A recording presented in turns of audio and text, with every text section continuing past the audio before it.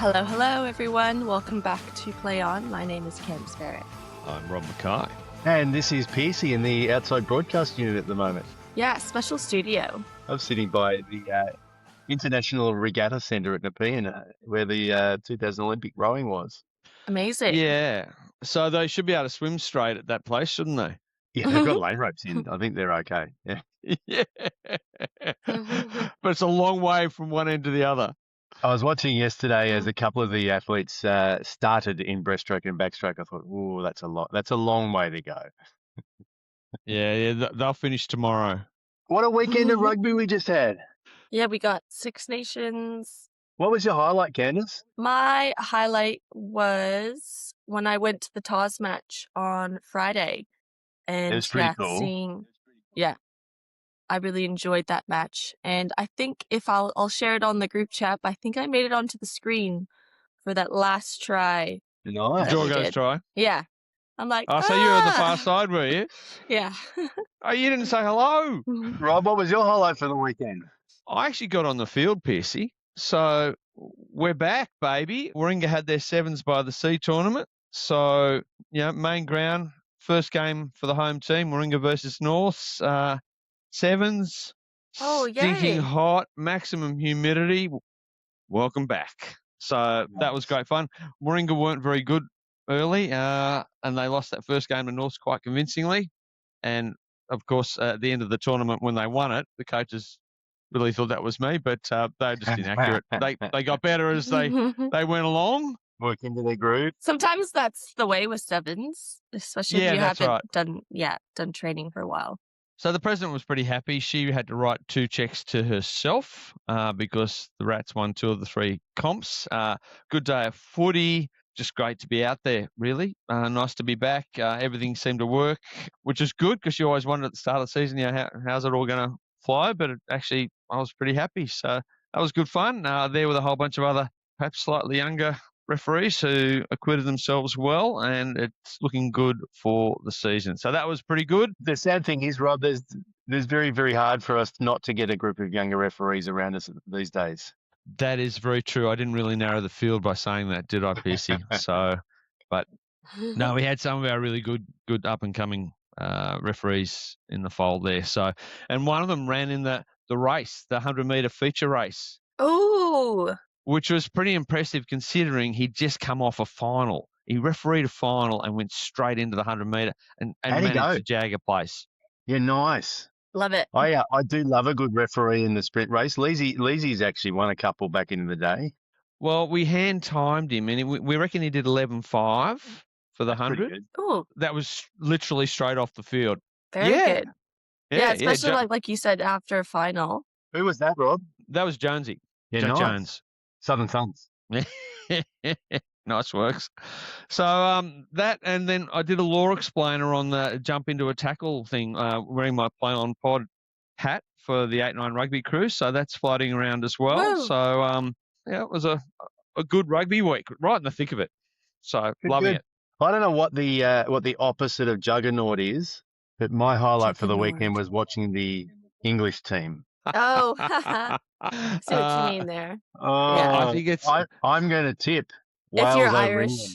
So I said last week they couldn't be that bad 2 weeks in a row, and I was 100% right. With you. But they weren't. They were worse. Yeah. And Wales were outstanding, and Wales were very, very unlucky not to win. In fact, I think they have every right to feel aggrieved. There was a forward pass call that it was not forward.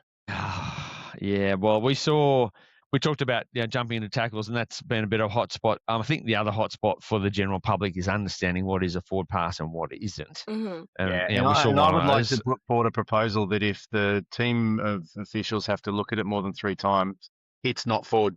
Let's be clear. If you have to look at it 3 times, I think Max's one was actually the worst of them. I thought it was play on every day of the week, and I think when you look at the video, Bez was in the best spot to call it. And I think we've got to get into the process. Where's the referee on this video? Zoom out. Where's the ref? Sorry. Why are we looking at this? He's in a better spot. Mm-hmm. Yeah, it's probably one of those areas we need to tidy up, isn't it? Because I think that's causing some angst the parallax on the angle with the view there was just it's literally the worst angle to be calling it on. So for me, I think we need to add a step in forward pass rulings. Well, I think it's added. It's highlighted too by some of the ones that are let go, and the ones that are let go. To your point, Piercey, you go, well, hang on a minute. How did we let that one go and we didn't let that one go? So just a little bit of a consistency vibe. So is that process? Is that awareness? That's certainly something I'm sure will be discussed. I think from a refereeing point of view, we reward those that make less wrong decisions. If you pull that up, I don't quite know how to explain this, but the reward system here is you reward them pulling up a play on pass rather than the other way around. We don't reward them with positive calls. So we need to look at that mindset. Well, and I think it goes to it's counterintuitive to a trend otherwise in the game where we're really letting stuff play out and we're letting stuff run. And you look at some things and go, oh, we could have done that. We could have done that. No, we're playing on because it's not clear and obvious. It doesn't matter. So let's let it breathe and move on, except for a couple of these hot spots.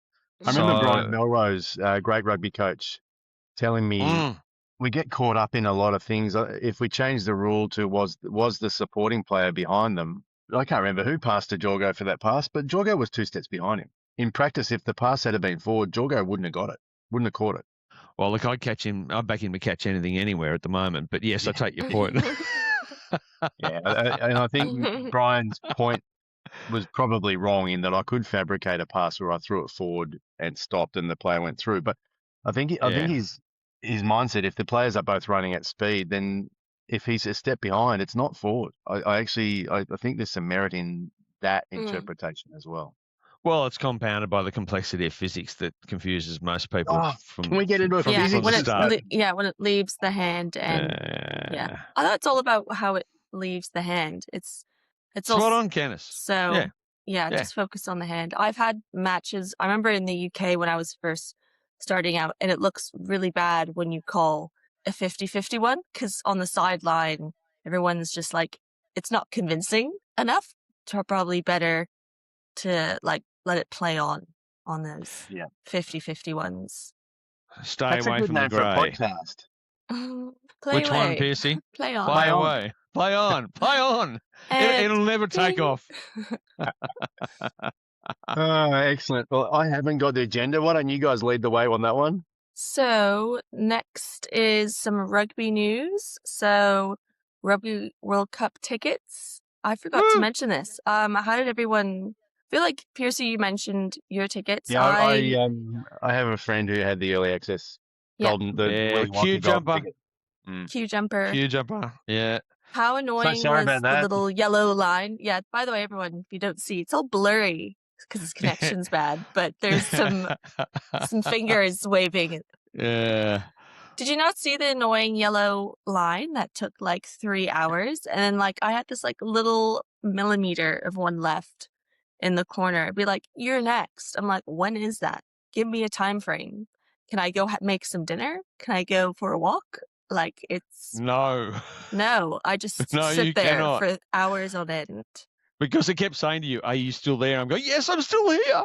Don't close my window down. So it required patience. It took me, I got in right on midday. It took 2 hours and then almost took my full 30 minutes to get the tickets that I wanted. I was worried I was going to time out on that because it's a bit clunky. It is. Back and forward. So we got all the tickets we wanted except the final. By the time we got into the final, it was only Cat 1 at 1,950 and Cat 2 at 1,450 a ticket left. So we went, I had 6 of those. I'll wait for the next round. But we got everything else we wanted, so we're pretty happy. We were just buying cheap tickets because we just want to be there. Yeah, well, we were the same. We just took the Adelaide tickets and we got some for like $40 or $60. Yeah. There's some we're really happy. cheap tickets. I think with the final, I think when it comes closer to it, if God forbid Australia are there, it's going to be pretty easy to get your hand on some tickets from some English folk who don't want to be there. And that was the thinking. There'll be people who bought tickets. Their team doesn't make the final. The theme of today is hang shit on the English. Yeah. It was very good, Pearcey. All our English listeners are going to be logging off. Straight through to the keeper, like the English Sorry rating. about that. It's a bit of a shame, isn't it? In it, bruv. So, sorry, not sorry. So, yes, that was World Cup tickets. There'll be another tranche in May, and then there'll just be more and more as time goes on. But there will become a tipping point where they start to get rare again. So, yeah, it's a bit of a game. But good luck to everyone. Hope you got what you wanted. Yeah, good luck. We have World Rugby's Shape of the Game is underway in London this week. Yes. So I guess it's very similar or in and around how Australia do it, or is this for their... It would be interesting to see what the discrepancies between the two shapes of the games are. Yeah. Well, watch this space because we'll find out a bit more about that soon. So we might go deep into that. I reckon that's a great topic. It's a little, I think it good is a little great mini topic pod as well. Yeah, Yeah, I think there's something in Focus. that. So we also have World Rugby rankings as well. Oh my goodness. So this is nuts. So we've got stuff happening all over the place. We've obviously got the men and the fact that Canada is below Zimbabwe, which... Well, Ireland have gone up, France have gone down, despite France winning. England have gone down, Pearcey. That'll surprise you. Scotland have gone up. Australia's gone down from 7th to 8th, even though we didn't play. And Fiji's gone down from 8th to 9th. Japan's gone up. They didn't play. Wales has gone down. Okay, that's the top tier of the men. But the women. Okay, so I want to talk to you about the women. So rankings 26 to 39, every single one of those positions changed over the weekend. Every single one, from Georgia, it's like a Billy Joel song, Georgia, Tonga, China, Colombia, Uganda, Trinidad, Tobago, Madagascar, Mexico, Finland, Andorra, Tunisia, Cameroon, Austria, boom, and Croatia. They all moved. Whoa. Just phenomenal weekend of women's rugby. So, wow. That's all I got to say about that.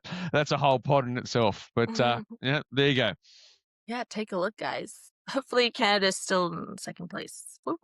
Even though our men's isn't doing so well. But that's okay. P2 in the women's is Canada. Very good. You got to scroll down a long way to find the men there in P25. Yeah, I know. Yes. So sorry.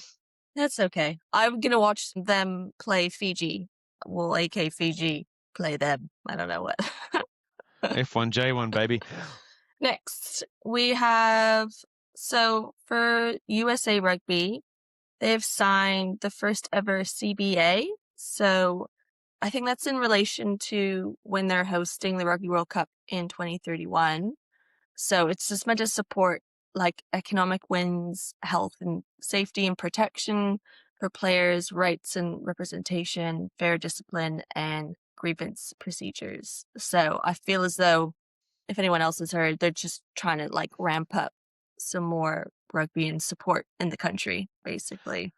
And it's nothing to do with Australia's biggest bank. So that's not Commonwealth Bank of Australia. That's a collective bargaining agreement for those who don't know the TLA, which is not unreasonable. So, yeah, it sounds like a really good structure to put in place for US Rugby, doesn't it? Because they need some of that. And it's a TLA is a 3-letter acronym. LA. Rob said TLA. I saw you go. See what I did there? Huh? It's all happening today on the pod, isn't it? Yeah. Burying some acronyms. So, yeah, I'm sure Rob has lots of little acronyms. NFI. NFI. No idea. Do we want to talk about any of the International Women's Day segments and events that are coming up? Sure do, Candace. Absolutely. I think it kicked off this weekend. There was things happening in West Australia. There's events happening in Queensland as well. New South Wales will be starting up. Yeah, so there's lots of different events. So run by, there's like female only referee ready courses. I remember there was one that was launched last year. So it'll be interesting to see this one for this year. And New South Wales Rugby is running a competition to celebrate women in rugby. You can nominate people online, which is really exciting. And oh yeah, Rugby Australia's female leadership program is underway. Yeah, there's just a lot happening. I think each little state has something going on. Yeah, so Rugby Australia's Women and Girls Rugby Week officially kicks off on the 28th, leading into International Women's Day on the 8th. Friend of the pod, Ella, is super busy in this space because this is her day job. So she's running around everywhere doing this. She's right, left, and centre. She ran one recently at St Ives, my first club. So good to see them running a female-only ready course. Mitchie was supporting, so well done, Mitch. It's great to see that inclusion, and that only grows the female base, and then sets a behaviour that we should do all the time, not just once a year. So really important thing to take a note of. And as part of that, we've seen the 2025 Rugby World Cup numbers released and the impact. And it's just huge, absolutely massive. And I know that, for example, building off that, the Red Roses game in the Women's Six Nations, they've sold 60,000 tickets to it already. It's still 2 months away. Yeah. Absolutely, it's impressive. It's just, there was genuine movement in that station, and there's a lot of people, traditionalists, it'll never take off. Mate, you've missed the plane. It's taken off. It's flying. Yeah. So, and to be honest, we don't want you on the plane. Yeah, that's right. Hey, you're going out the back door. Yeah. Enjoy your old-fashioned The Women's World Cup was the second most socially engaged Rugby World Cup in history, men's or women's. So, really simple. It's happening. Get with it. Yeah, exactly. So very good. I'm excited to see what the feedback is for those events and sign up as well. I don't know if you guys saw anything funny related to referees this weekend. I had a few things pop up. Firstly, I want to start off with, there's a French referee that we have, Vincent Belasco. I've pronounced his last name, if you don't mind helping me. Yeah, no, we'll call him Vincent. Yeah, Vincent. Basically, he started to blow the whistle to start time or the game is starting, and the smallest little whistle is went off. And it was hilarious because he tried again, and the players thought it started. So there's a big confusion there, and then he had this second backup whistle in his pocket, which was very good, and then checked impressive. that one, and that one was good. Yeah. So, note to self, I always check beforehand when I'm warming up or in the changing room to make sure my whistle works, not when I'm on the field. Yeah. And my backup whistle isn't in my pocket usually. Have I shared the story about David Begg with the 2 backup whistles? None of the 3 whistles worked, and he ended up using James Leckie's whistle. Is it because of the Coke? The Coca-Cola that spilled? He had the spill in the bag, didn't he? Yeah. But three failed attempts to start a test match, schoolboy test. But always have backup whistles. If you're traveling, carry all your whistles in your boots with you as well. Stay away from, keep them in a solid location. I have 4 in my kit, and I was actually cleaning all 4 last night because I took them out to use on the weekend and went, I need to give these a bit of a tidy up. So, yes, 4. They're a bit I'm covered. Yeah, there's a little bit of dust, chemical action. So yes, we needed to deal with that. So what sort of mixture do you use, out of curiosity? Well, there's all sorts of regimes. Everyone's got a different one. So I was giving me a bit of scrub with soapy water.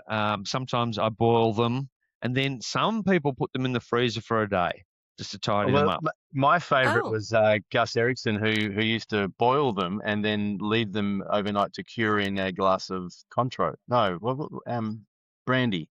Right. Brandy it was. Okay. I'm sure it was, yeah.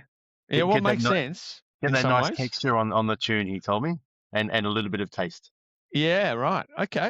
I might try that. Maybe, I wonder, red wine might stain maybe go white wine or... okay, something to think about, isn't it? I tried some whiskey, and it was delicious, but didn't end well. No. No. The calls got progressively different. I heard this from a different pod, but apparently Nika, when he was doing his warm-up, was demonstrating some very good yoga flexibility skills in the lead up to, it must have been the England versus Ireland match. Yes, all I will say about that is I think it's rude to point. But yeah, I thought that was pretty funny.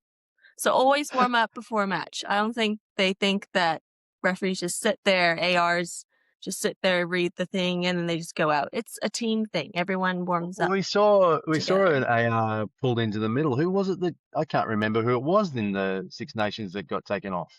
Well, yeah, this is a good point. It's Pierre.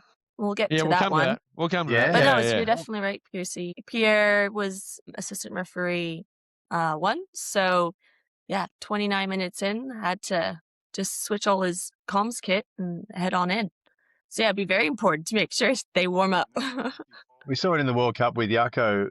The tech changeover is actually quite challenging, and I thought they did it pretty seamlessly. I thought it was good. They did smoothly. Yeah. Yeah. No, it was. You might it was know done as well, Pearcey, because didn't you go on during a Lions? Yeah, that's happened recently, hasn't it?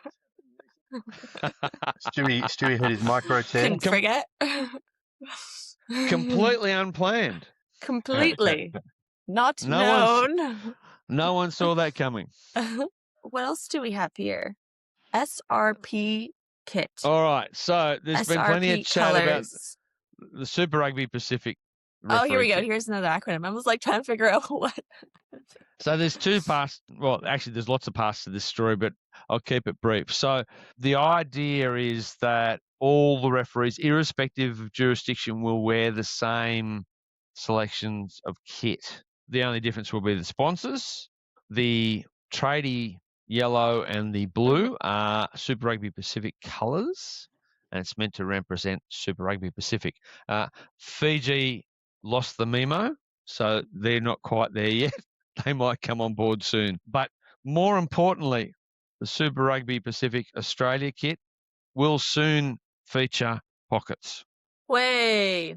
Watch this space Get because excited. there will soon be a space. And they'll have a different colour for the lining of the pocket. I think Bez will be happy with that because I was watching the cards in his socks, sliding down the socks on the weekend. Yeah. He looked like the Terminator because I was looking at a close-up from him behind going, what is going on there? Has he got orthotics on his calves? Oh, no, wait a minute. It's rock tape. It looked quite odd. Oh, hang on. It's red and yellow rock tape. Yeah, I know, right? So, yes, I think everyone will be happy about that. I've had that before where, like, oh no, I put stuff in my socks and it just slowly goes down and it's just very awkward having to reach down. So I get it. Well, yes. But some of us don't have any spare room in our socks. Big no calves. need to boast. No need to calf boast. raising. Love it. On to the main segment is Six Nations. I don't know about you. I agree with you, Pearcey, about the England versus Ireland one. My tipping's not very good at all. I feel like I'm not getting anything right, but I really enjoyed watching the match itself. I felt that even though on the 29th minute, Andre sadly got an injury, I believe it's probably his quad or his leg because there was a bit of a breakaway run. He said quad. And it looks as though it must have happened during that. Yeah. Yeah, and I think it's a really good call from him. Oh, look, I was just impressed how calm he was. He's a super cool cat, right? Yeah. He just handled it with such aplomb and dignity. And the 2 captains responded in kind. Everyone got around him. Craig Maxwell-Keys got caught up off the bench to run the line, which may have been his test debut as an AR. I think it is. Mm-hmm. Possibly. He's a man who's lost cards out of his socks at Concord. I've told that story before. So, nice little tie-in.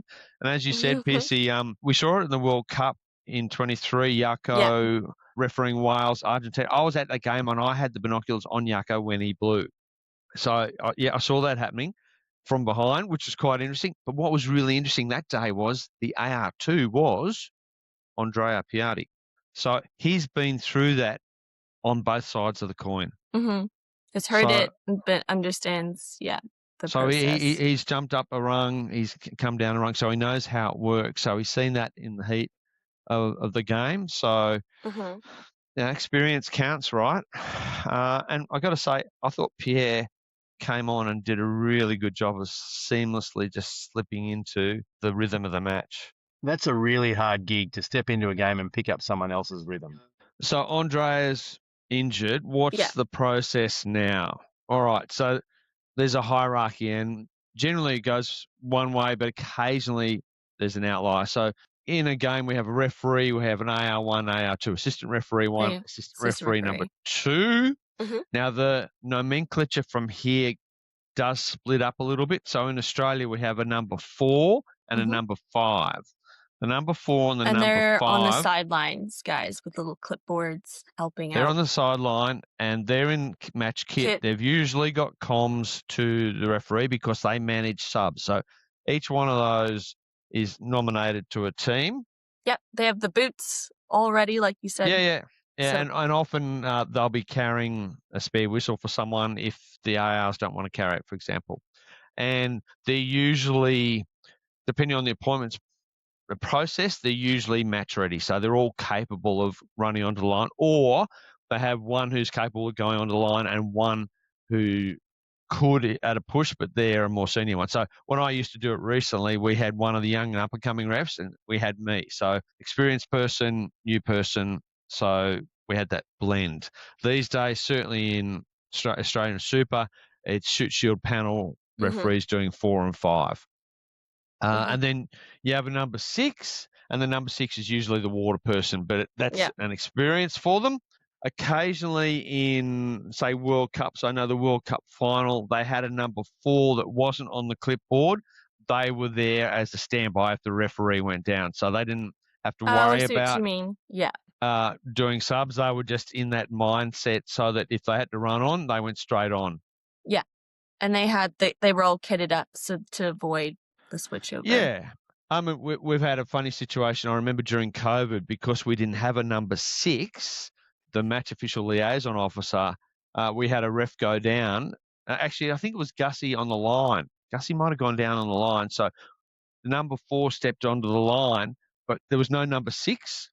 So the Molo, who was in a polo and jeans, ended up being the number 6. So the water boy would AK water bitch. would run out in jeans onto the field. It was kind of funny because he was not expecting to be doing that. So in this case, everyone's bumped up a level. We saw that in the World Cup. So Carl Dixon came on. Andrea continued on the flag. And then Geordie came on, I think, if I remember correctly. Geordie Way came on. And then in this match, Pierre Brousseau has come on as the referee because he was AR1. The AR2 stayed in place, and then Craig Maxwell Keys came onto the field as the AR. So there's a hierarchy in place. Everyone knows how it works, and that's part of your match day prep. Yeah, exactly.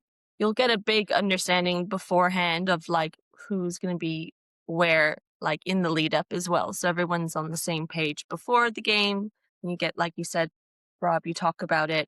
And then, so everyone's prepared and ready in these scenarios, which looked very seamless on the TV. It was just them just doing a few calm stuff. But for me, when I was watching it, it felt really nice and seamless. And we spoke about how Pierre, just sort of switched on and was able to feel the game quite quickly. And the comms changeover buys you a little bit of time to reset mentally because it takes the setup's different because the referee's got a two-way transmitter, whereas the ARs have push to talk. So that takes a little bit of setup and testing. So that's probably 5 minutes. And in that time, you've got an opportunity to mentally reset, get yourself in the game, think about the trends. So what was happening, and particularly in this game, there was a lot happening at the scrum. Yeah. So, and it was a high penalty count game too. It was 14-12, so 26 penalties in total. Both teams were quite poorly disciplined. So that certainly would have been a discussion point and something to think about. So they went. Yeah. It probably worked, if anything, to Ireland's advantage because they were terrible at the scrum and they absolutely pushed every button to avoid getting murdered at the scrum, and England weren't smart enough on the day to capitalise on that. So, well, we'll see how Italy goes because their scrum is very good. Oh, I can't wait. I cannot wait. This is going to be good. I want to see that Ferrari out of the garage and into the scrum. Ooh, love it. One final thing about the housekeeping is that both referees, and I checked this with World Rugby. Thank you. You know who you are. Both referees get a cap for the match. Interesting. Yes. Yeah. That's a good point, actually. With a footnote, just to explain, because then the game totals don't add up. So it's almost like it was half and half, almost, because it was 29, which is almost hits 30, and then they've done, Yeah. So, well, I hope Andre has a speedy recovery and gets looked after and can make sure that he returns back to running at full speed like normal. Yeah, get well soon, Andrea. Hopefully it's only a grade 1 and you'll be back up and running soon. So, yeah, take it easy. Yeah, exactly. Wales versus Scotland. I've just written down like blood replacement. It was really clear that I think it was Mathew Carley, right? That was refereeing that match. Yeah. Yeah, came up to him. The guy was just still bleeding. He's like, "No, mate, you're gonna have to go off." I thought that was a good way of managing that one. And then yellow card for number 12 red with an off-field review because of high tackle, shoulder to head, and then they deemed that as just a yellow card in the end. But yeah, those were the two things. But obviously, in the end, Scotland did win. It was so close. I felt Wales really had the crowd behind them and everything. Oh, look, Wales turned up, didn't they? And Scotland were sleepy. They just didn't really gel. You know, Finn did just enough, but gee, they're not going to get anywhere playing footy like that. And Wales, who knows? Like as Pearcey said earlier, they could knock off England. You just never know. You never know. I wouldn't have picked England to be this bad. Yeah. I mean, England we'll talk about the Midas touch. Ireland had the Midas touch. Everything they touched turned to gold. Errol Flynn for England, everything they touched, work out the rest. But it was, Also, I have our golden whistle, but I didn't know if you knew. Is Mathew Carley's 50th match, was that one? Or was it the one? Okay, that's what I thought. Yeah. So that was massive for him. So yeah, that was his 50th match for Mathew Carley, which is super exciting. Probably like a good bucket list one as well to tick off. Oh yeah, absolutely. As his 50th. And yeah, so exciting for him. I felt like he's had like mixture of different matches. He obviously had that South Africa versus Ireland match. He's done some URC finals and then obviously some Six Nations as well. So yeah, exciting for him to achieve that. Yeah, very much so. And then next, France versus Italy. Well, a few things jumped out at this match. France once again going on their merry way, but I think it also highlights just how good Italy is. They made France work the whole way, and it was a really competitive match, although it was bloody confusing seeing Italy in red. Now, that wasn't on my betting card. I was picking one of the teams to be playing in white and one to be playing in blue. So how we got red for Italy is beyond me, but there you go. So France-Italy, what jumped out at me? Andy Brace. So Andy's an interesting character. He's a bit of a least Tri-Nations man himself. He referees under the Irish flag, but he's got connections into, I think, Wales and England. But he was refereeing in 3 languages. He was using I saw that. French and English. So, I mean, that takes some bandwidth. Yeah, he was talking about advantage or something. And then I was with someone, they're like, is that Italian? I was like, it's definitely not French. So. Yeah, no, he was doing a great job. So, hats off to him. I hope the players appreciate it. It was interesting when he reverted to English, I guess, as the neutral language when he's talking to both teams, as opposed to talking to one or the other. And look, I'm guessing the French and the Italians, they can probably understand each other's language enough. I mean, as a non-speaker of both languages, really, I got the gist of what he was saying pretty quickly as an observer. So, some good little one-liners, though, like if you're doing advantage or the ball or some scrum talk, like being able to have that sort of practice clearly, which is good. Yeah, wonder if he has a few friends that speak the language to be like, does this sound correctly? Does this sound good? He's obviously a multinational man. Yeah, so, exactly. Yeah, tip of the hat to him. I thought the nines were interesting. We had the head fakey thing happening again at the back of a breakdown.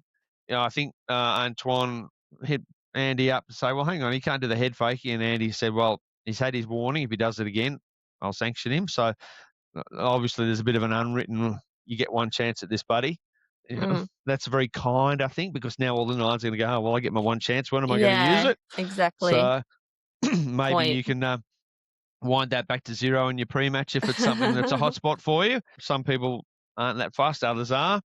There was a funny moment, I think early in the second half, when the Italian line-out got it a little bit Is that when he wrong. caught him, the Italian? Yeah.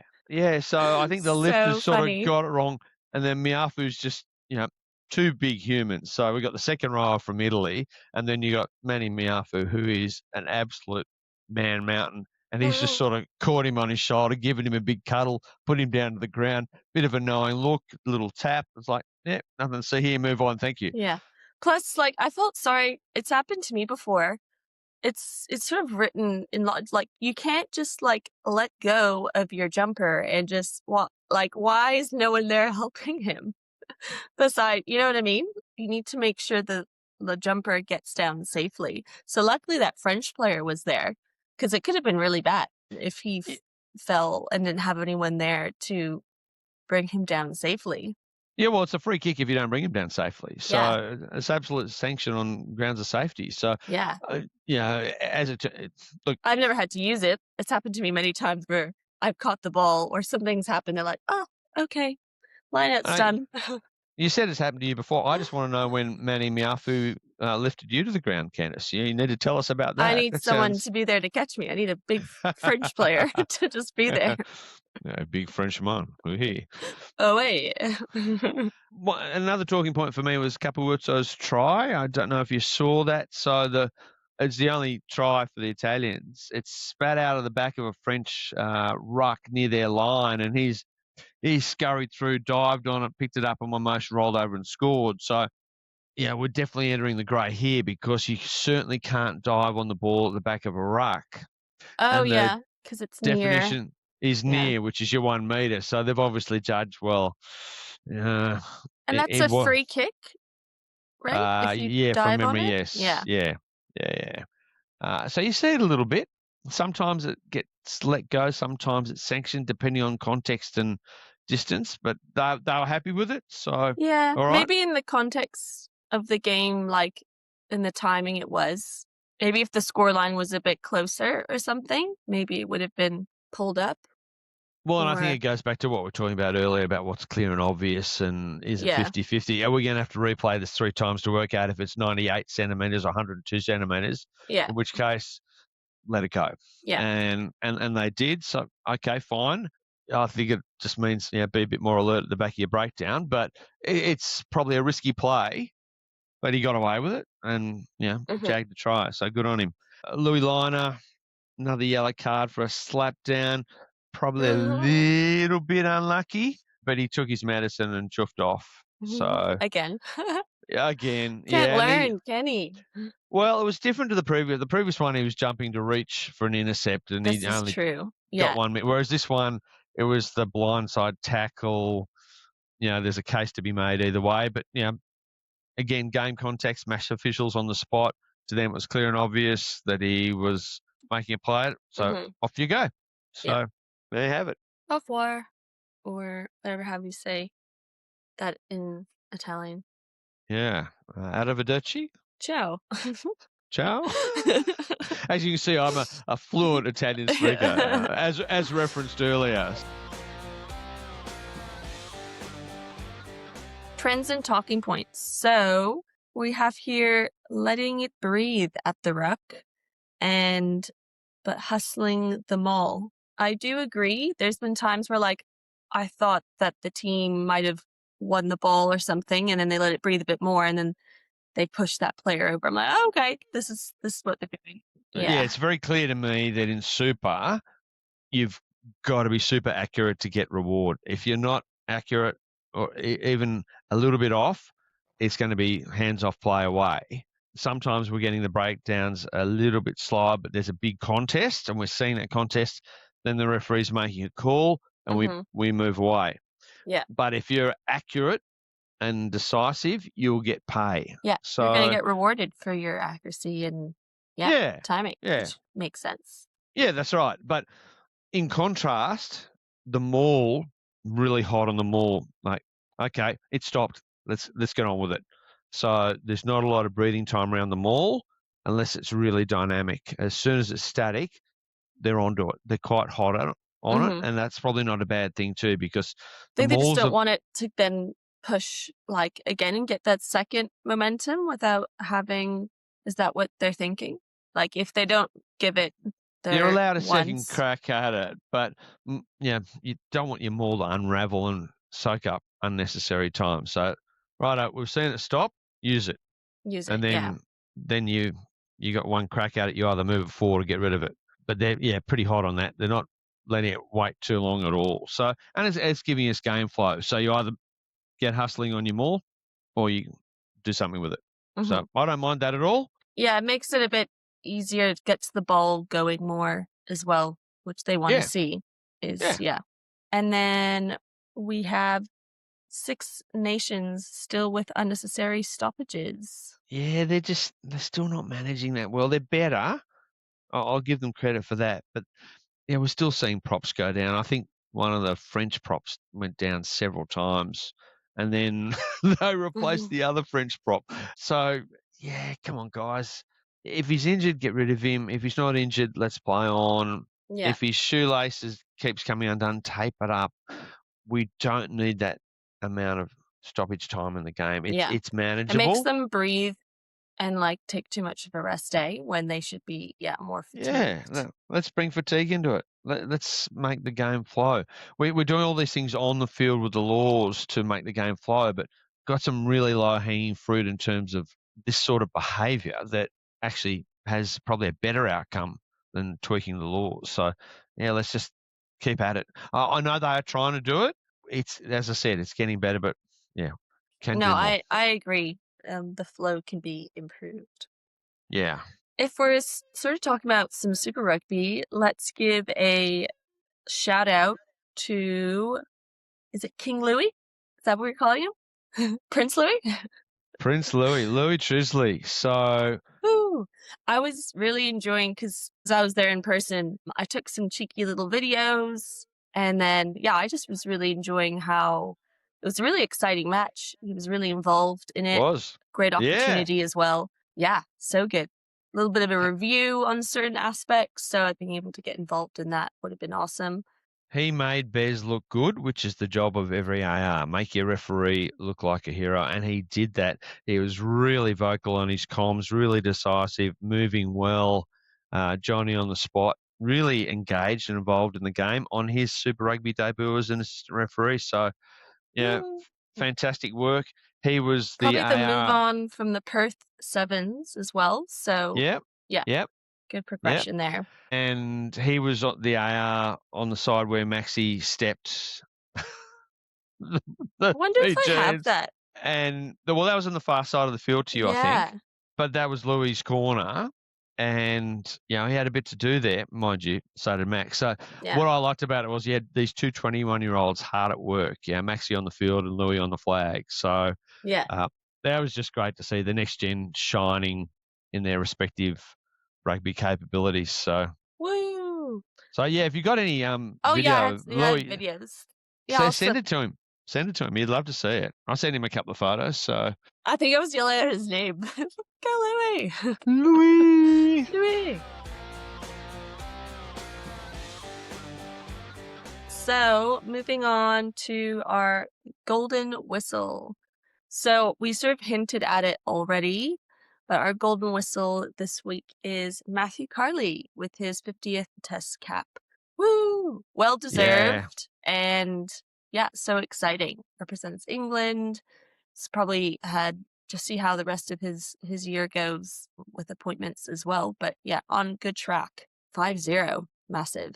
It's really impressive. Getting a test cap 1 is impressive. Getting 50 is immense. So that's awesome work. So well done, Matt. Woo! And from all reports, I haven't met Matt, but from all reports, one of the nicest blokes you'll ever meet. So he's quite a personality. And I mean that in a nice way. So, everyone talks very highly of him. So congratulations, mate. So good. Thought we might do appointments and then wrap up with Law of the Week. So Cool. because we're recording a little bit later in the week, we have the Super Rugby appointments for the week. So happy to share those, and then we'll have a little local appointment of note as well. So this week, Super Rugby 5 games as ever. The Tars have a bye, top of the table Tars with the Brums. So this week, Friday night, Moana and the Force, and that's in Pokekoi. So Paul Williams is on the whistle there, Angus Maybe and Mike Winter on the flags. Aaron Patterson, is the TMO. Then we go to Queensland. We've got the Reds coming off a bye with Harry back, amongst others, against the Highlanders. I reckon that's going to be an absolute doozy. So we've got Nick Berry on that one, Geordie Way, so a couple of Queenslanders staying close to home. Louis Trusley gets another run at AR2, so backing up Bez from last week, so well done, Louis. Brett Cronin is the TMO, and that's another Queensland appointment, so nice and close to home for those boys. Well done. Then we go to Lautoka. Now, the Drua don't lose in Lautoka very often. They lost their last match in Lautoka, so this will test them because they've got the Hurricanes, who are many people's tip to win the comp. We shall find out which Drua and Hurricanes team turn up. That's a 3:30 kickoff in Lautoka on Saturday. That is going to be hot and stinky. So, windy As Wellington usual. No to surprise. the sauna that is Fiji, that will test the Hurricanes, particularly given they're only one match in because they started with the bye. So match fitness, you're about to find out what it's like. I reckon there'll be some very big boys flying a lot there. And for his sins, Ben O'Keefe gets that. So, Ben, I hope you don't lose too many kilos running around in that scenario. And he's assisted by Todd Petrie and Maggie, friend of the pod, Maggie Coggaraw, on the flags. And Richard Kelly is the TMO. And then we go to the Waikato. We've got the Chiefs and Crusaders. Final replay from many times. This is going to be a doozy too because the Chiefs have been doing the job but not really blowing the lights out. Crusaders are 0 from 2. Pressure much? I think so. So James Diamond's got that one with Marcus Plale and Fraser Hannon on the flags, and Glenn Newman is the TMO. And then we come to probably the match of the round for me, because you've got the Brumbies at home hosting the Blues. And I reckon that's going to be an absolute cracker. Yeah. With the results that happened, last week, watch out. Yeah, absolutely. So this has got ding dong all over it. I mean, the Brumbies pantsing the Crusaders, and the score looked like that, but the Crusaders were actually really good as well. So that was an absolute cracking match in Christchurch last weekend. Sunday Arvo footy, lots to like. So the Brumbies will be riding a high. Hopefully the home team crowd turns out to support them on Saturday night. And, of course, that's Gussie in the middle. George Myers on the flag with Matty Kay. Super K is there as ever. And friend of the pod, Coops, is in the box. So that's a very strong representation down in Canberra. It's a bit of a tease for me. I'm actually in Canberra on Friday and Saturday, but I will be leaving before kickoff, sadly. Oh, no. I would like to go to that game, but more pressing and more important matters call closer to home. So my niece is having her 21st, so shout out party to her. Yeah, absolutely.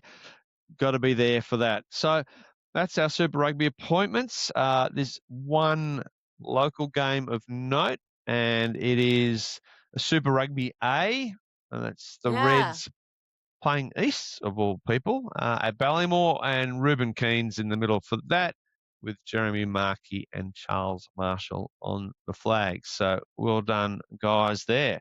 Yay. And that is the appointments for this week, because we have a bye round in Six Nations, or a furlough as they call it for some strange reason. Yeah, there you go. I always called it a bye. Yeah, well, we could call it that as well. Choose any word you like. Choose any word.